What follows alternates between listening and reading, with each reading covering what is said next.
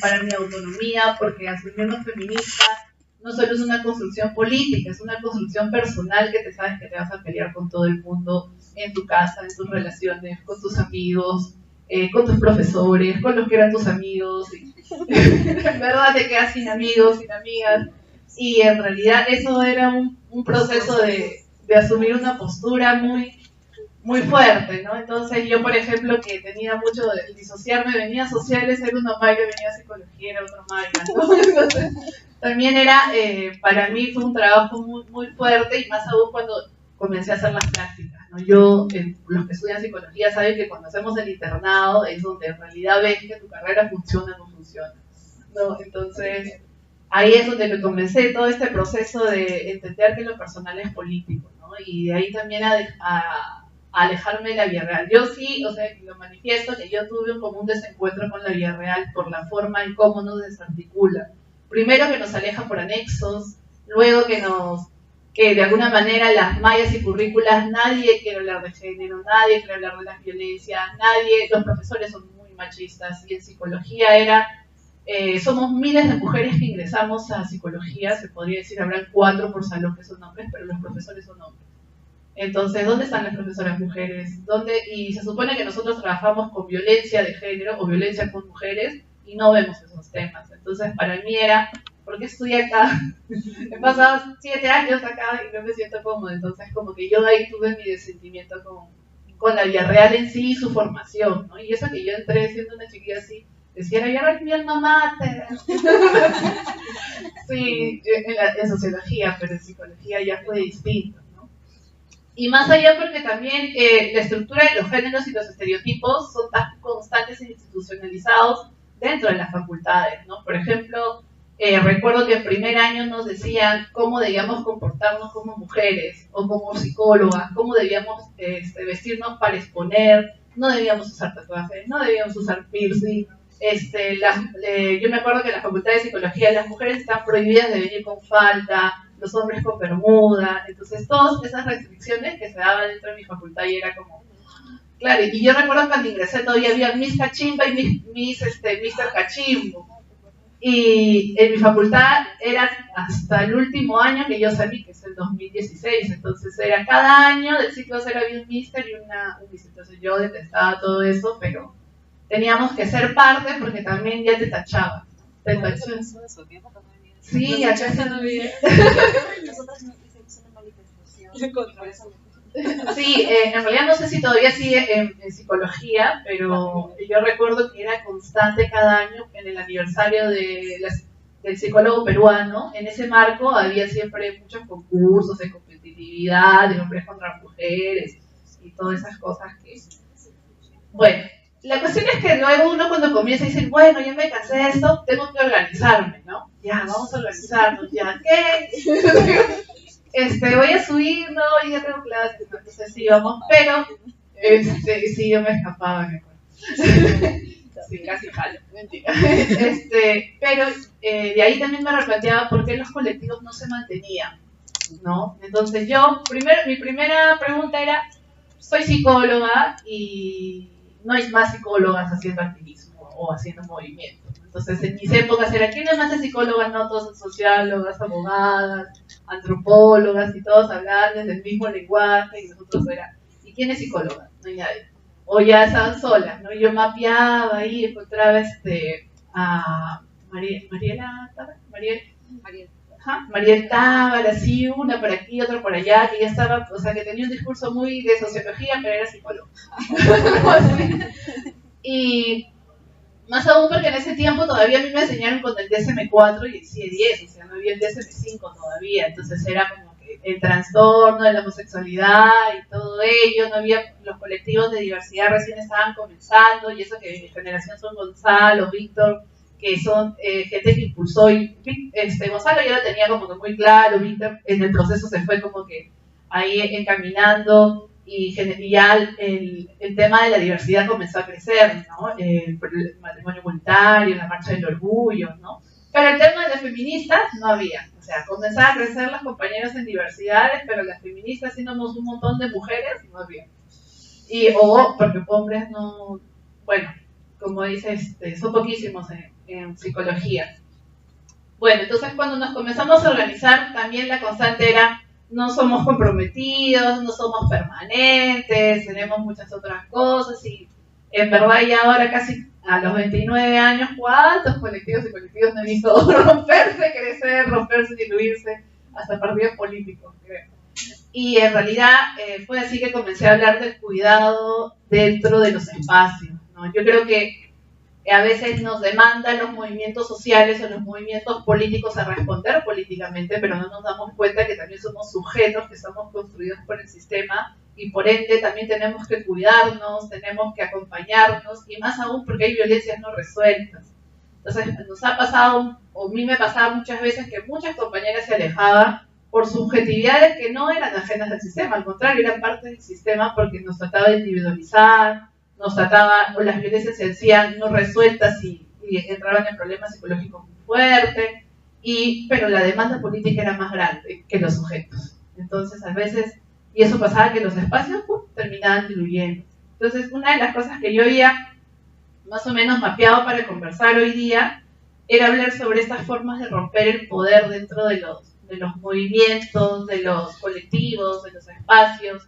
Pues sucede que a veces, como bien lo dijo Kay, hay una masculinización de la política y eso está en los movimientos, en las colectivas, en los grupos, porque hay esta forma también de hacer política muy hegemónica, muy de poder, muy de autorreferencia, muy de representatividad, un solo representante.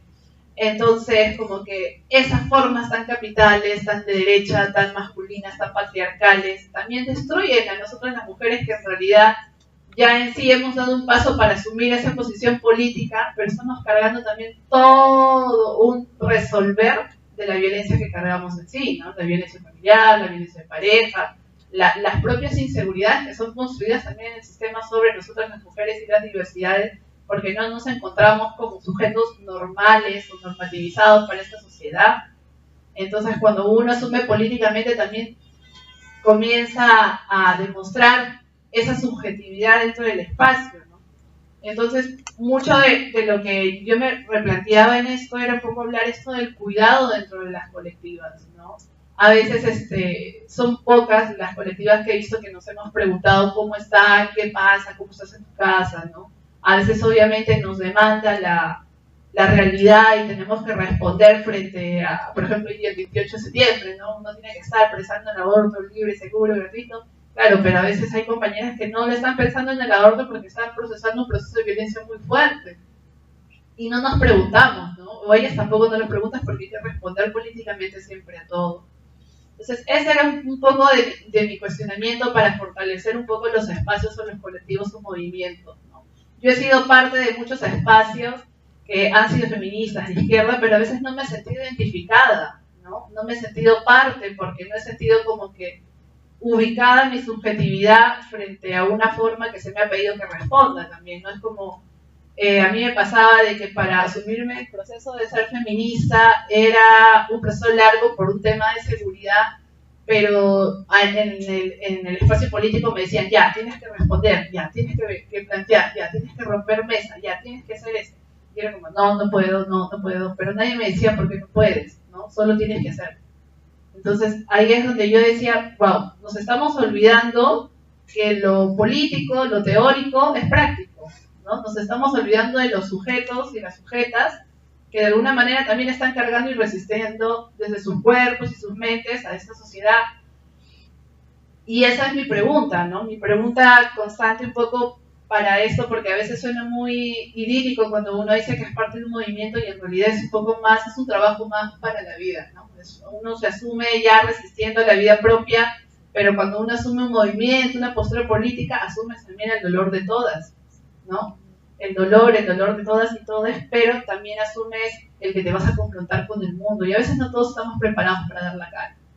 Entonces, mi preocupación siempre era cómo vamos construyendo esto de ser feministas desde los colectivos, ¿no? O sea, cómo vamos a mantener, vamos a esperar otros 10 años más para que 800.000 colectivos se sigan partiendo y se sigan abriendo y se sigan partiendo y se sigan abriendo y antes de estar como que tampoco unidas en el plan de ser todas iguales, sino al menos entendidas en nuestras diferencias o en nuestras diversidades, terminamos rompiendo el movimiento por cosas que no hemos terminado de escucharnos las unas a las otras, ¿no?